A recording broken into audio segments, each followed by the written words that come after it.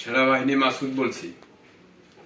আপনার ডাক্তারের ওষুধ দোকানের সমস্যা আছে, 2 নম্বর মাল বেচা কিনি হয়। আপনি যদি আমরা আসি, যদি মাল পাই তাহলে আপনার দোকান আমরা চেক করব।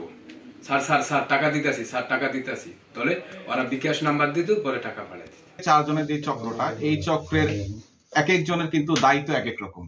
জাহাঙ্গীর যে সে কিন্তু আসলে ভুক্তভোগীদের সাথে কথা বলতো এবং বিভিন্নভাবে তার কথার প্যাটার্নটা এরকম ছিল, মানে মানুষ বিশ্বাস করতে বাধ্য হতো যে আসলে সেনাবাহিনীর বা সরকারি আইন শৃঙ্খলা প্রশাসনের এরকম কেউ, মানুষকে ওইভাবে সে বিশ্বাস করাতে বাধ্য করতো।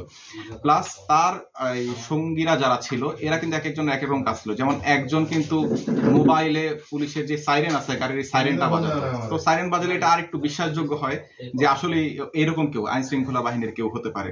তো বিভিন্ন এরকম ভাবে তারপর একজন ওয়াকি টকির মতো শব্দ করতো, আপনারা জানেন এই শব্দগুলো এখন ইউটিউবে পাওয়া যায়। আরেকজন এরকম শব্দ করতো মোবাইল ফোনের মাধ্যমে। তো এইভাবে সে বিশ্বাস করানোর চেষ্টা করতো ভুক্তভোগীদের যে আসলে তারা সত্যি কোনো একটা প্রতিষ্ঠানের কোনো প্রতিনিধি। তো এই জন্য ভুক্তভোগীরাও এটা বিশ্বাস করতো এবং টাকা বিকাশে পাঠাতো, বিকাশ বা নগদে পাঠাতো।